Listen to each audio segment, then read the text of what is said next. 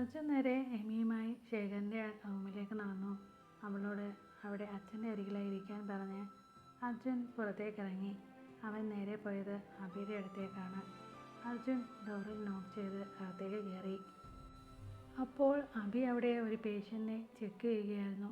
അർജുനോടായി പറഞ്ഞു, വെയിറ്റ്, ഇപ്പോൾ കഴിയും. അർജുൻ അവിടെയുള്ള ചെയറിലേക്കിരുന്നു. അഭിയുടെ OPD കഴിഞ്ഞതും അർജുൻ തിരക്കി, അഭി, അച്ഛനെ എന്നാ ഡിസ്ചാർജ് ചെയ്യുന്നേ? അത് കേട്ടതും അഭി പറഞ്ഞു, ഒരു 2 days കൂടി കഴിയട്ടെ.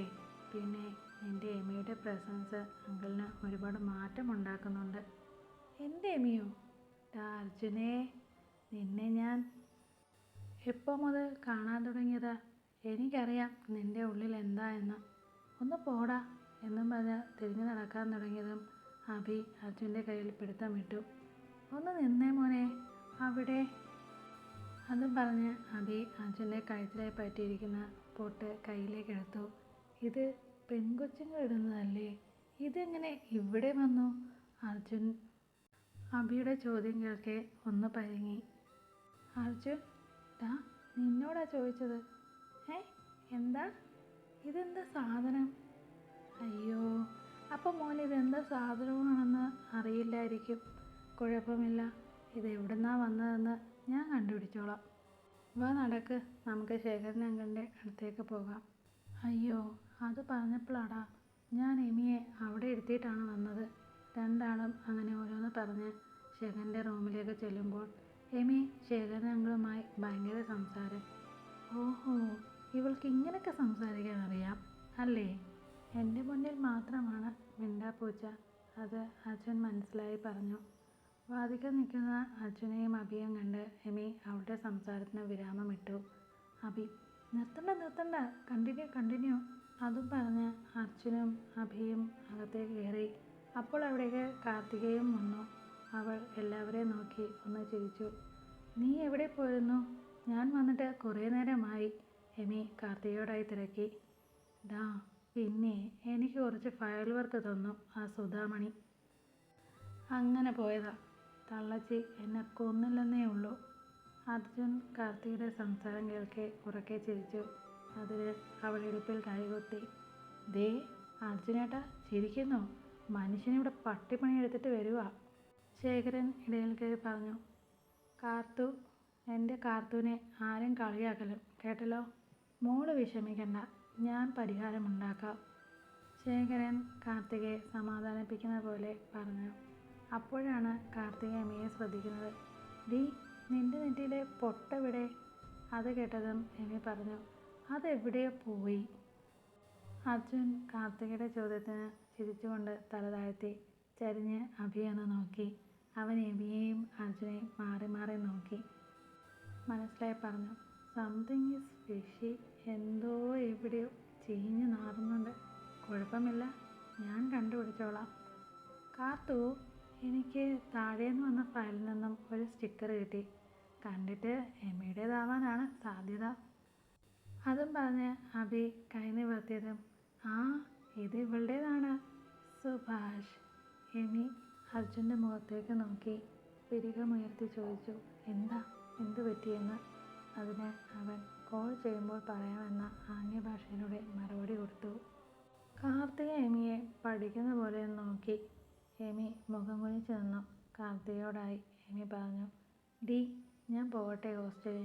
നിൻ്റെ ഡ്യൂട്ടി കഴിയാൻ ടൈമുണ്ടല്ലോ. അതിന് അവളൊന്ന് ഇരുത്തി മൂടി. എമി ശേഖരൻ്റെ കയ്യിൽ പിടിച്ചു. അച്ഛാ, ഇനി നാളെ കാണാം. ഞാൻ നാളെ വരാം. മോൾ വരുമ്പോൾ മോനെ കൂടി ഒന്ന് കൊണ്ടുവരുമോ? അച്ഛനെ കാണാനാണ്. അവനെ കണ്ടിട്ട് കുറച്ച് ദിവസമായിട്ടേ. അത് കേട്ടതും അർജുൻ പറഞ്ഞു, കൊണ്ടുവരാൻ വെച്ചാ. ശേഖരൻ എമിയുടെ കൈ അർജുൻ്റെ കയ്യിലേക്ക് വെച്ചു കൊടുത്തു. എൻ്റെ മോളെ നീ നല്ലതുപോലെ നോക്കിക്കോണം കേട്ടല്ലോ. എൻ്റെ കൊച്ചിനെ വേദനിപ്പിച്ചാലുണ്ടല്ലോ. ഇതെല്ലാം കണ്ടും കേട്ടും കാർത്തിക ഒന്നും മനസ്സിലാകാതെ എല്ലാവരുടെ മുഖത്തേക്കും നോക്കി. എനിക്ക് വട്ടായതാണോ അതോ എൻ്റെ ചുറ്റും നിൽക്കുന്നവർക്കെല്ലാം വട്ടായതാണോ? കാർത്തികയുടെ ആത്മാ. എമി എല്ലാവരോടും പറഞ്ഞ് പുറത്തേക്കിറങ്ങിയതും അർജുൻ പുറംതിരിഞ്ഞു അവൾ പോകുന്നത് നോക്കി. അഭി, അളിയാ, അവൾ നാളെയും ഡ്യൂട്ടിക്ക് വരും. അപ്പോൾ നോക്കാം. ഇനി ഇപ്പോൾ കൊച്ചു ഹോസ്റ്റലിൽ പോകട്ടെ. അതിന് അർജുൻ പറഞ്ഞു, ടാ ഞാൻ ഇപ്പോൾ വരാം. അതും പറഞ്ഞ് അർജുൻ ലിഫ്റ്റിൻ്റെ അടുത്തേക്ക് പാഞ്ഞു. അടയാറായ ലിഫ്റ്റിലേക്ക് അവൻ ഓടിക്കയറി. എമിയോടെ പറഞ്ഞു, ഞാൻ കൊണ്ടാക്കാം ഹോസ്റ്റലിൽ. അതവൾ സന്തോഷപൂർവ്വം നിരസിച്ചു. വേണ്ട, ഞാൻ തനിയെ പൊയ്ക്കോളാം. അത് പറഞ്ഞ് എമി മുന്നിലേക്ക് നടന്നു. അർജുൻ കോട്ടൂരി കയ്യിലെ മടക്കിയിട്ടു. പോക്കറ്റിൽ നിന്നും കാറിൻ്റെ ചാവിയും എടുത്ത് പാർക്കിങ്ങിലേക്ക് വിട്ടു. കാറും എടുത്ത് എമിയുടെ പുറകെയായി ചെന്നു. അവൻ്റെ കാർ എമിയുടെ മുന്നിലായി ഹാൻഡ് ബ്രേക്ക് ഇട്ടു. അതിൽ നിന്നും അർജുൻ ഇറങ്ങി അവളുടെ കയ്യിൽ പിടിച്ച് ഡ്രൈവിംഗ് സീറ്റിലേക്ക് അവളെ ഇരുത്തി. അവനും ഡ്രൈവിംഗ് സീറ്റിലേക്ക് കയറിയതും കാർ മുന്നിലേക്കെടുത്തു. ഹോസ്റ്റലിൻ്റെ വളവെത്തിയതും എമി അവനോട് ഹായ് പറഞ്ഞു. അർജുൻ സാർ.